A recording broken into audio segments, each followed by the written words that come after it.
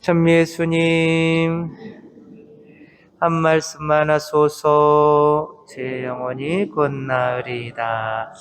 네, 오늘은 이제 예수님의 족보가 나오고 있죠. 이 족보 안에 들었다는 것은 구원을 받는다는 걸까요? 못 받는다는 걸까요? 받는다는 거죠. 근데 이제 이 족보 안에 들지 않으면 구원을 못 받아요. 왜냐하면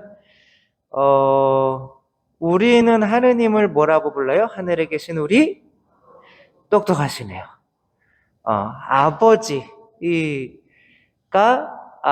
되어야 이제 근데 우리가 하느님이 우리를 낳으셨어요? 안 낳으셨어요? 하느님이 우리를 이제 낳았다고 그러면 이단이에요.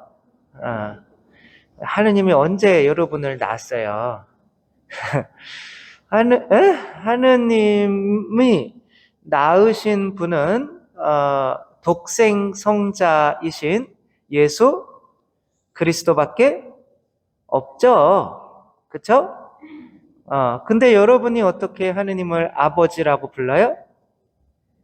자, 성모님은 우리가 뭐라고 그래요? 성모? 마리아인데 성모 어머니라고도 하잖아요. 그렇죠? 성모 어머니라고 하는 거는 성모님이 우리를 낳았기 때문에 그러는 거죠. 안 낳았죠. 그렇죠? 성모님이 언제 우리를 낳았어요, 여러분? 예수님밖에 안 낳았어요.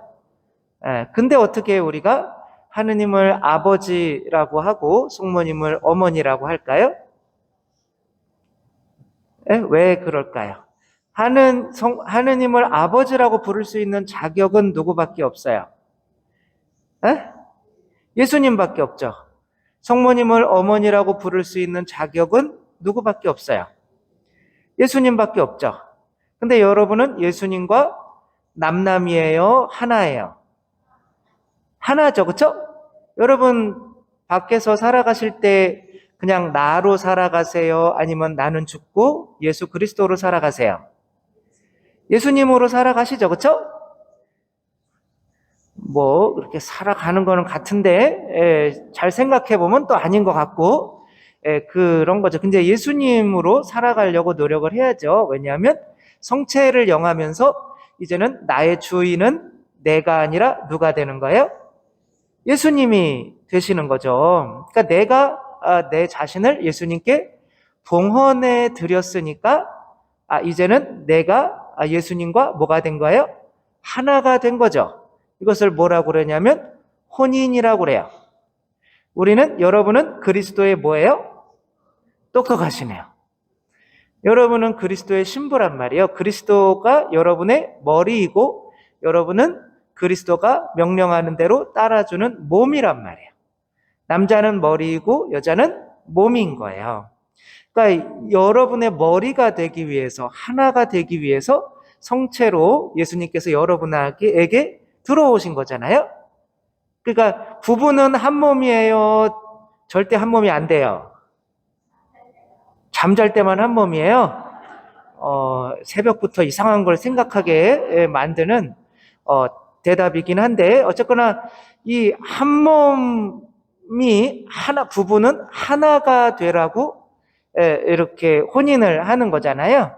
그러니까 그리스도께서 여러분과 혼인하기 위해서 여러분 안에 들어가시는 거란 말이에요. 그래서 여러분은 그리스도의 신부이고 그리스도는 여러분의 신랑이에요. 그렇게 한 몸이 되기 때문에 하느님이 이제 아버지가 여러분의 뭐가 되는 거예요? 시아버지가 되는 거죠. 시아버지. 그런 정도는 알잖아요? 아니에요? 그래서 그리스도와 한 몸이기 때문에 여러분이 하느님을 아버지라고 그러는 거고 성모님은 여러분의 뭐예요? 시어머니잖아요. 그렇죠? 시어머니 무섭잖아요? 그래도 그리스도와 여러분이 한 몸이기 때문에 하느님을 아버지라 부를 수 있는 거고 그리스도의 어머니를 어머니라고 부를 수 있는 거지. 그리스도와 하나가 되지 않고 그렇게 부르는 것은 다 거짓말이에요. 이 사실을 증명해 주는 것이 바로 오늘의 복음이에요. 오늘 복음은 예수님의 족보라 상당히 막 길고, 이게 도대체 족보가 우리랑 뭔 상관이요? 라고 하는데, 이 족보 안에 특별히 끼어 있는 여성들이 중요해요. 이 족보는 여러분들이 보시면 다 남성으로 돼 있어요. 예? 아브라함이 이삭을 낳고, 이삭이 남자가 남자를 낳아요. 이삭이 야곱을 낳고 이렇게 가요. 근데 거기에 끼어 있는 5명의 여자가 있어요. 누굴까요? 첫 번째, 제일 먼저 나오는 사람? 예? 타마르. 타마르는 어떤 자매님일까요? 타마르는 왜 다 남자가 끼어 있는데 여자가 갑자기 끼어들었을까요? 타마르는 누구의 며느리였어요? 똑똑하시네요. 유다의 며느리였는데, 유다가 이 아들 셋이 있었는데 이 타마르랑 결혼했는데 이 여자가 기가 세서 그런지 아들이 다 죽었어요. 근데 첫 번째 이렇게 결혼한 아들이 죽으면 여자가 과부가 되면 살 수가 없잖아요. 돈 벌어먹고. 그러니까 그 동생이 그 형수를 맡아야 돼요. 근데 둘째도 또 죽은 거예요. 근데 셋째랑 결혼시키면 아들이 다 죽잖아요. 그러니까 이 타마르를 일단 집에 가 있어라. 사실은 내쫓은 거죠. 아직 얘가 어리니까 일단 집에 가 있어. 근데 아무리 봐도 이 막내가 다 컸는데도 안 부르니까 어떤 모습으로 변장을 해요? 창녀의 모습으로 변장을 해서 누구에게 가요? 시아버지한테 가가지고 이 시아버지의 씨를 받아요. 이제 이 시아버지는 이제 며느리인지 모르고 그렇게 씨를 줬는데 그렇게 그 씨가 이어져 내려오는 거예요. 잘한 거예요? 못한 거예요? 이 성경에 여기 나오는 사람들은 구원을 받은 거예요? 못 받은 거예요? 받은 거예요. 그러니까 이 사람들은 현명하다 이거예요. 창녀가 되는 게 뭐가 현명할까요? 그 다음에 두 번째는 누가 나와요? 예? 라합이라고 하는 여자가 나오죠. 그렇죠? 라합은 어떤 자매님이에요? 라합은 직업이 뭐였어요? 창자로 시작하는데 똑똑하시네요. 그래서 라합은 이 이스라엘 백성이 예리고를 점령하려고 하는데 예리고에 있는 창녀였어요. 근데 예리고에 정탐꾼을 2명을 보냈는데 이제 그 안에 있는 사람들이 이 정탐꾼이 들어왔다는 걸 알고 막 잡아 죽이려고 했어요. 그 정탐꾼을 자기 집에다가 목숨 걸고 이렇게 보호해준 여자예요. 잘한 거예요? 못한 거예요? 잘한 거예요? 그래서 나중에 예리고를 칠 때 그 집만 살려둬요. 그러니까 우리는 구원받는데 어떤 행위를 해서 구원받는지 알아요. 근데 행위라 해서 구원받는 게 아니라 우리 구원은 뭐에 의해서 이루어지는 거예요? 예수 그리스도의 살과 피, 이 씨를 받아서 그리스도와 한 몸이 되어야만 구원을 받는 거예요. 근데 우리는 성당에 나와야 되고 미사를 해야 되고 착한 일을 해야 되고 자꾸 이런 행위 때문에 구원받는다고 착각을 한단 말이에요. 그러니까 코로나로 성체를 안녕해도 똑같네 이렇게 되는 거예요.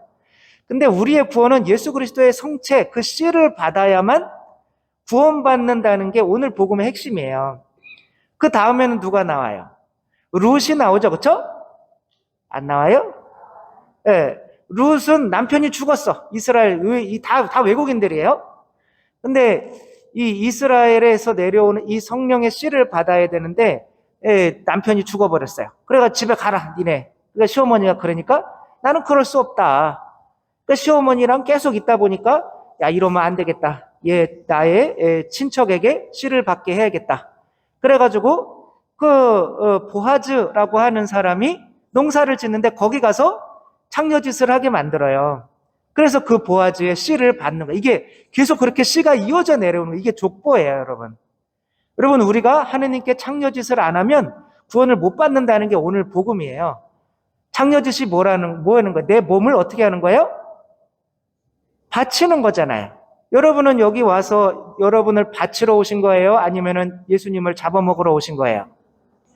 여러분을 바쳐서 하느님의 씨를 받는 거잖아요.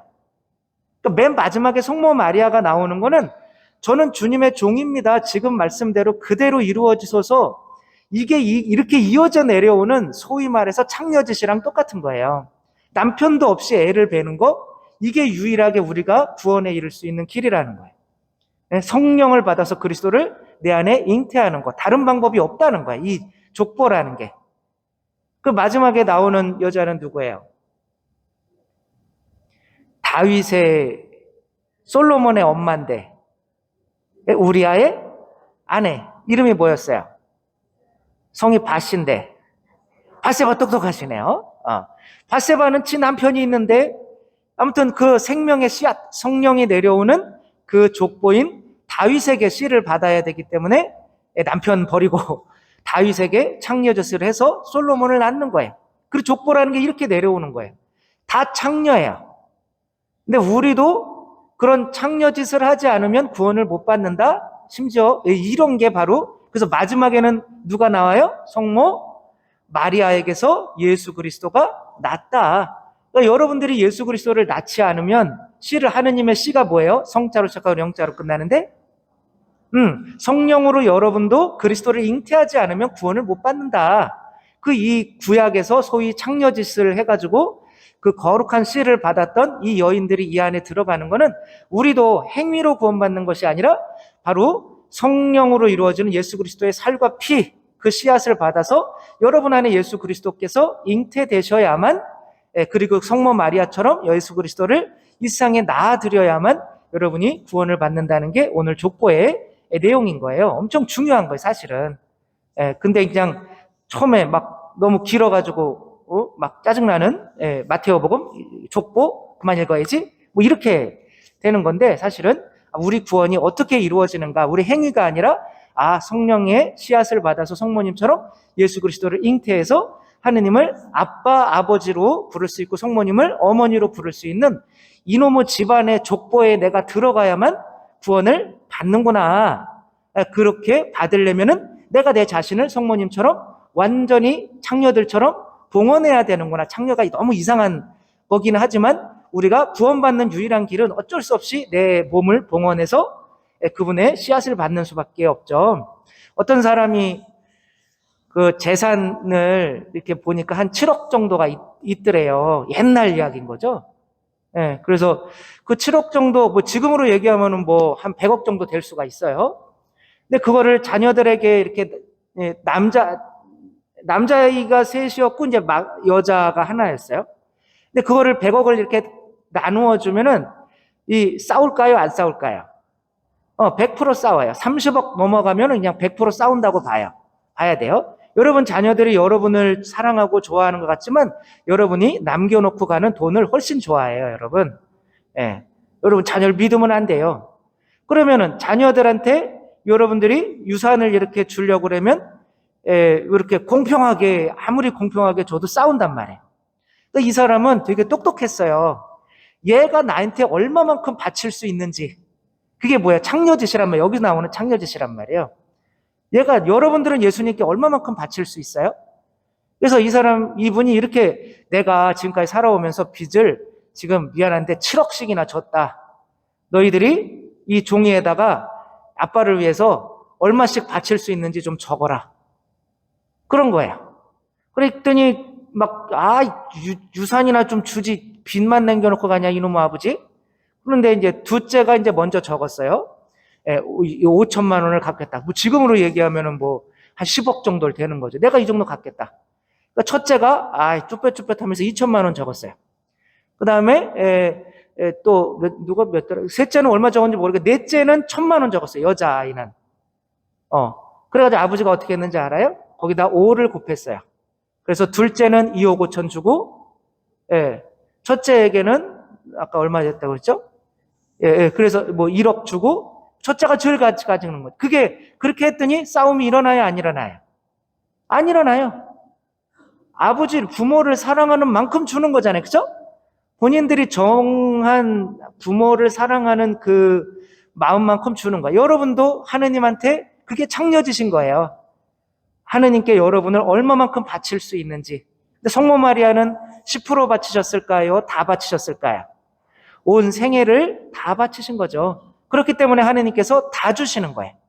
네, 여러분들이 얼마만큼 여러분 자신을 바칠 수 있느냐, 오로지 예수 그리스도의 성체 성혈, 그 성령으로만 내가 구원받는데, 그 성령을 받기 위해서 그냥 받는 것이 아니라 여러분이 바칠 수 있는 만큼 그 빈 곳에 넣어주신다는 거 생각하면 우리도 이 족보에 들기 위해서 여러분도 여기에 나오는 여인들처럼 우리 온 자신을, 그 씨를, 생명의 씨앗을, 성령을 받기 위해서 우리 온 자신을 봉헌하고 바칠 수 있는 우리 모두가 되었으면 좋겠습니다.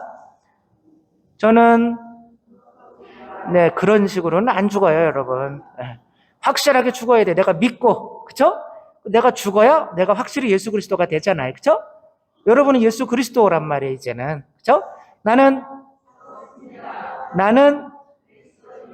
네. 아멘.